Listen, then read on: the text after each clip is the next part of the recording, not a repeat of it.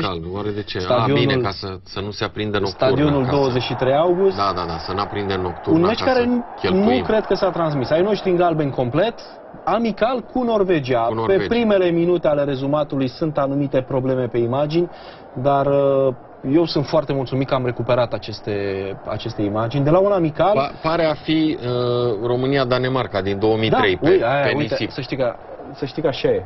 Să nu fi pus Cristi altă casetă. Nu.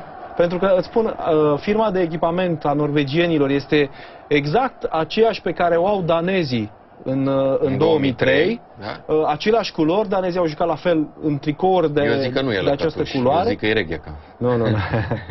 E lăcătuș. Hai să spune-i pe noștri, echipa sau Sigur că da. Moraru începe în poartă de data aceasta și avem niște surprize de la fundașul dreapta. Apropo de ce ai spus tu, Maria, mai devreme, între timp Steaua câștigase Cupa Campionilor Europeni și echipa națională arată așa. Iovan Bumbescu, care debutează în echipa națională la 26 de ani, Belo Dedic și Ungureanu, la mijloc sunt Redni, care rămâne capitanul echipei, Tudorel Stoica, Bölöni și Klein, în atac Lăcătuș și actualul selecționer al României, Victor Pițurcă. Asta e echipa pe care Mircea Lucescu o trimite în fața norvegienilor. Uite, am și pe norvegieni, dacă vrei. Torstved în poartă, Hansen, Koedal, Solent și Möller în apărare, Davidsen, Haraide, a jucat cu noi atunci când a dat Țicleanu gol. În 81. Haraide. Davidsen, Haraide, Oswald și Brandhaug, iar în atac sunt Larsen, Okland și Sundby. Ocazie pentru jucătorii noștri. Era o semi-Steaua. Hai să vedem câți erau de la Steaua. Iovan, Bumbescu, Belo Dedic, toți trei titulari. Ungureanu păstra... Încă nu, era la Craiova. Ungureanu era la Craiova. Da, zic, Ungureanu păstra postul de fundaș stânga și nu l-avea Bărbulescu. Iovan, Bumbescu, Belo Dedic, Tudorel Stoica și Bölöni, 5, Lăcătuș și Pițurcă, 7. 7 titulari. Apropo de ceea ce se presupunea că va juca Victor Pițurcă în recentul meci de la Amsterdam cu Olanda, atunci când se credea că va avea 8 titulari de la Steaua și toată presa încerca să găsească exemple când o echipă de club a mai avut atât de mulți jucători în titulari la național, au fost doar 6 la Amsterdam. Da, 7 aici. Deci cine nu juca din echipa de la Sevilla? Nu era Ducadam, Bărbulescu, nu era Bărbulescu, Majaru și Balint. Cam atât. Da. Bine, Balint intră la pauză în locul lui Redni. Intră și el, ia loptele. Așa e. Am atacat cam tot meciul. 25.000 de spectatori, ne spune site-ul Romanian Soccer că ar fi fost la meci. În general, băieții sunt bine pregătiți, au informații destul de corecte. Moshe Ashkenazi din Israel a fost arbitru. De ce n-ai fost la meci? Întreabă de ce n-ai fost la meci? Dădeam bac. Da. Iată-l pe Tudorel Stoica. Minge pentru Iovan. O centrare și prinde acest portar Torsved. Foarte interesant, în acest meci sunt două lucruri. Ocazie mare pentru actualul selecționer al Naționalei României, Victor Pițurcă. Așa e. Iată-l încurajat de colegul său din linia de atac a Stelei în Lăcătuș. Apropo de Pițurcă, se schimbă cuplul de atacanți care era de vreo 2-3 ani, Coraș Cămătaru, cu Lăcătuș Pițurcă, nici Jolgău nu mai intră și fundașii central dispare Iorgulescu, dispar și improvizațiile gen Nicolae Movilă, penalti. E penalti, minutul 20 al acestei partide, iată-l pe Victor Pițurcă făcându-i semn arbitrului israelian că este penalti. Același Victor Pițurcă execută și înscrie pentru 1-0. România deschide scorul în amicalul cu Norvegia. Trebuie să mai spunem, ne pregăteam pentru preliminariile Euro 1988. Aveam speranțe mari. Din ce-ți mai amintești? Au fost discuții mari legate de... A fost o presiune pe Mircea Lucescu să convoace jucători de la Steaua după câștigarea Cupei Campionilor? Uriaș. A fost o presiune, evident, mediatică, dar din anii care au trecut de atunci, sunt 27 de ani, am aflat că a fost nu doar o presiune mediatică, pe aia o știam, că se tot scria și prin ziarul Sportul și pe Scânteia Tineretului și peste tot. Foarte mulți ziariști, fani ai Stelei. Pe bună dreptate, până la urmă era o presiune normală, adică dacă echipa campioană a Europei nu dădea jucător la națională, cine? Dar presiunea, asta vreau să spun, nu începuse atunci în vara aia, în primăvara aia. Presiunea a început imediat după ce am pierdut meciul de acasă cu Irlanda de Nord, pentru că i s-a reproșat atunci lui Lucescu faptul că nu a mizat încă din toamna lui 85 pe grupul Steaua, care avea să câștige în sezonul 85-86 Cupa Campionilor, și s-a spus de ce a jucat în continuare cu Gino, cu Gabo, cu Giolgău și așa mai departe.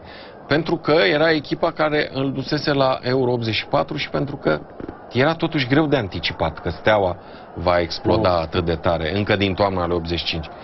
Lucescu n-a anticipat, dar uite că foarte repede a mișcat, iată 7 și cu Balint care intră și joacă repriza a doua în locul lui Rednic, 8 jucători de la Steaua. Avea însă să fie ultimul meci ca antrenor principal singur pe bancă. Nu cred, mai e unul. De ce? Jucăm returul cu Norvegia. Cu Norvegia. Dar e cu Emery Kenny pe bancă. În Norvegia? Da, e cu Emery Kenny. Uite, asta nu știam. Da, eu aveam asta în cap. Nu, e cu Emery. Primul meci cu Austria. Nu, cu Emery Kenny este... Nu, tocmai Emery Kenny vine la meciul retur. Mă rog, retur. Era retur, dacă vrei. Era așa stabiliseră cei de la federație. Lucescu avea un obicei de a organiza duble. Duble, da. Jucăm cu Turcia și la noi și la ei, sau mă rog, în 2 săptămâni sau cel puțin ambele, pe parcursul unui an. Exact, sau ambele în aceeași țară, dar într-un timp mai larg. E ultimul meci în care Mircea Lucescu stă pe banca echipei naționale, decizând singur și selecția și tactica de joc. Meciul retur, care va fi pe 20 august pe Uleval, celebru Uleval din Oslo, avea să-l găsească pe Lucescu lângă Emery Kenny. Și asta n-am știut. E o mișcare, da, eu așa țin minte, sunt curios dacă avem imagini de acolo, eu așa știu că ăla e primul meci la care Ienei vine. Iată-l pe Bumbescu, la 26 de ani, debut, prima oară în tricoul galben al național. Trecuse Rani și peste el. În 1979, la 19 ani, jucat titular la Leeds, în victoria Craiovei. Trecuse pe la FC Olt, pe la Dinamo, apoi cu care luase titlul și cu Craiova, apoi și cu Steaua. Îmi spuneai că dădeai bacul la ora acestui meci. Da, dădeam bacul. Să înțeleg că n-ai văzut nici pe stadion și nici la televizor vreodată imagini de la acest meci. Nu, n-am văzut. E ca și cum l-ai vedea astăzi. Prima oară, da. Live. Da. L-am ascultat la radio, asta țin minte. L-am ascultat la radio. Lăcătuș se pregătește să bată acest corner și iată lovitura de cap a lui Belo Dedici. Ce bine a dat. A dat bine Belo. Belo, 22 de ani. La ora acestui meci. Cât avea Lăcă? Lăcă era la fel, tot 64 e născut, 22. Lăcă e născut pe 20 aprilie. Iată-l, inconfundabilul Marius Lăcătuș. Pe 5 aprilie Lăcă. Sau pe 5? Pe 5 aprilie. Acum, tocmai ce a fost ziua lui. Da. Iată golul lui Victor Pițurcă, al doilea gol. E singura dată când Victor Pițurcă înscrie o dublă la echipa națională. Așa. Bine, să spunem că n-a jucat foarte 13 mult. 13 meciuri, 7 goluri. 7 goluri, da. Dar era golgheterul Stelei în campania câștigătoare din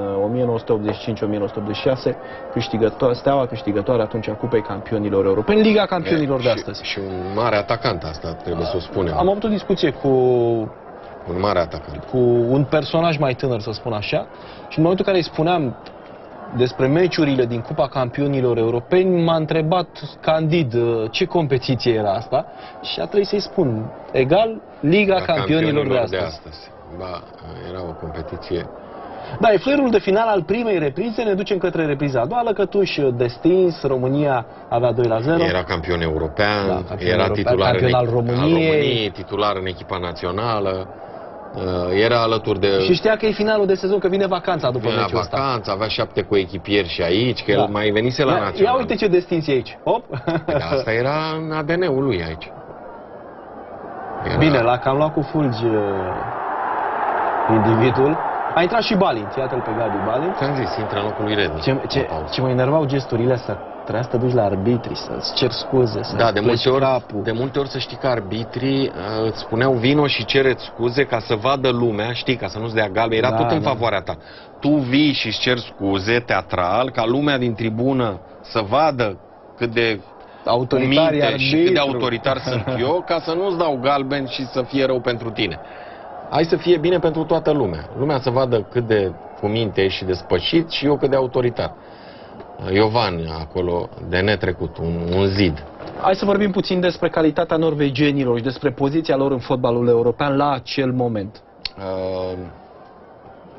Nu erau ce sunt astăzi. Nu erau. Bine, nici asta, au mai scăzut în ultimii ani, dar să spunem că nu erau cei pe care am întâlnit noi în preliminariile pentru Euro 2004. Și hai să spun de ce nu erau. Aici e Tudorel Stoica, cel care a și tras șutul mai devreme. O tabelă dragă selecționerului nostru. Da? Să spunem că peste toate aprecierile contemporane vis-a-vis de prestația lui ca selecționer, n-are nicio legătură. Rămâne un jucător extraordinar. Extraordinar, fără discuție. A fost un jucător mare, un atacant de rasă, nu întâmplător.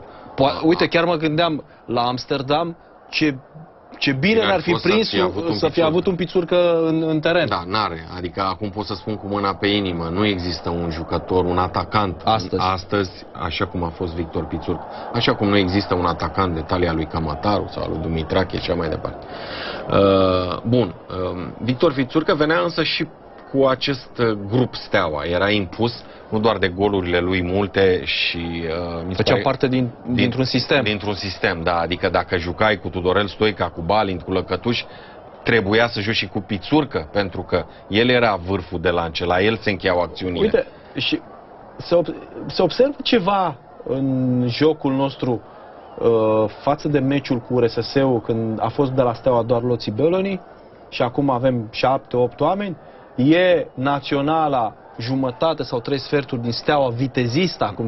Nu e. Încă nu e. Deci eu am văzut secvențe, eu n-am mai văzut meciul, dar Steaua încă nu e. Steaua încă... Alexandru Nicolae, nu? Alexandru Nicolae, da.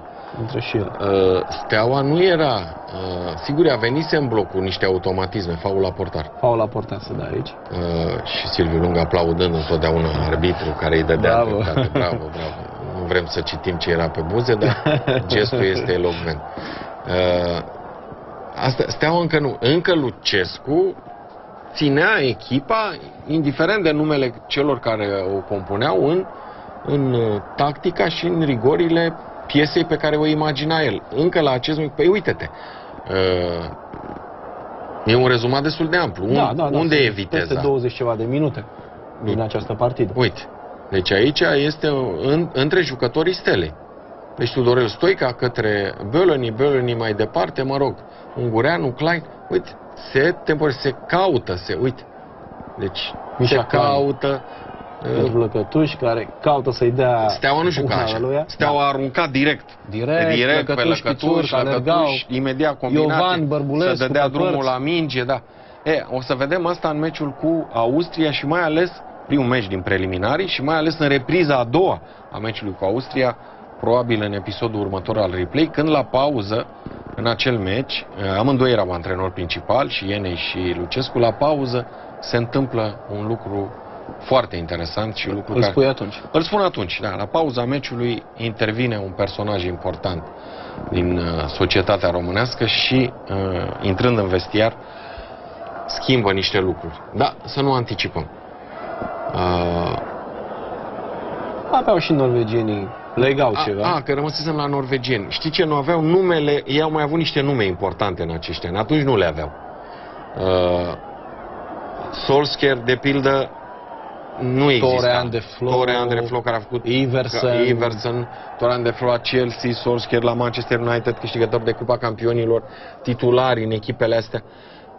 N-aveau atunci. Deci Norvegia era o echipă, știi cum era? O echipă dificilă, era o echipă greu de bătut. Care ne încurcase cu acea remiză în preliminariile pentru 82. Dar nu era o echipă, să spunem, ca Danemarca, hai să rămânem în spațiu, ca Suedia.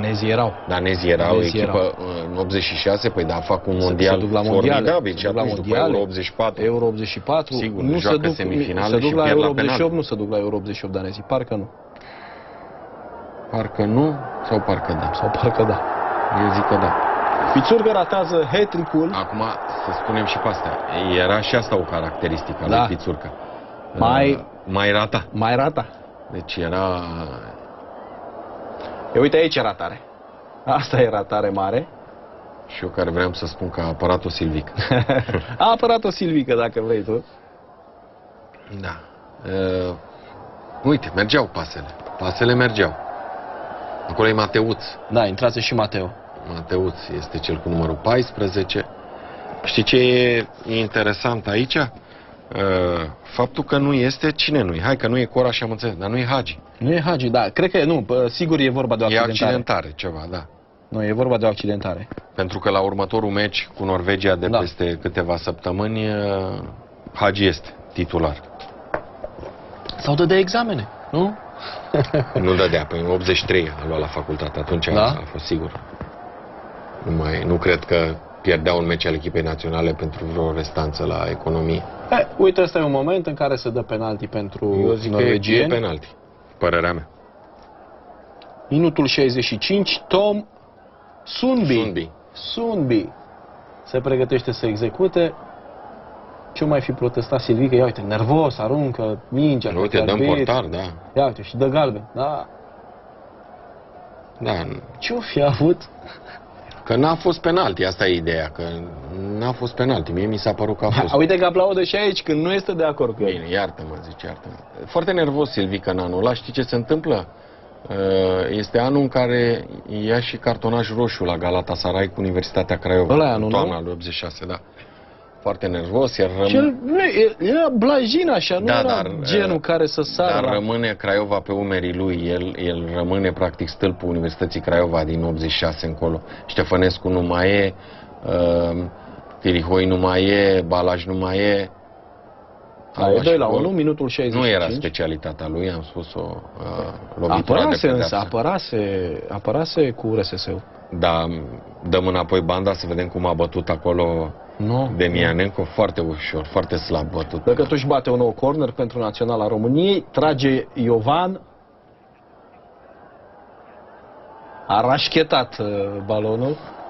Da, era o echipă a Stelei plus 3 jucători în această repriză secundă, pentru că intrase și Balint în locul lui Au lui avut Redmi. cornere multe.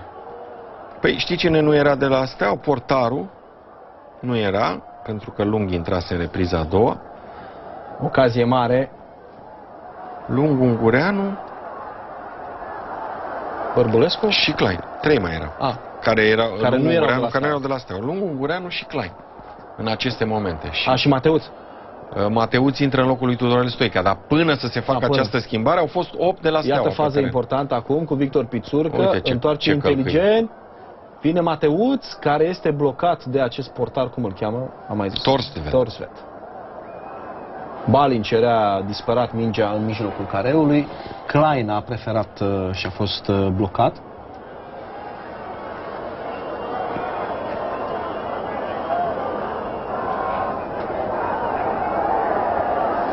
Mateuț care era... Uite-l pe Mateuț, în minutul 90 înscrie golul Știi, de asta 3-1. era un argument și pentru Lucescu, știi? Cu 8 jucători de la Steaua în teren, a marcat Mateuț. A marcat știi? Mateuț, da. A marcat Mateuț, care era încă jucătorul Corvinului.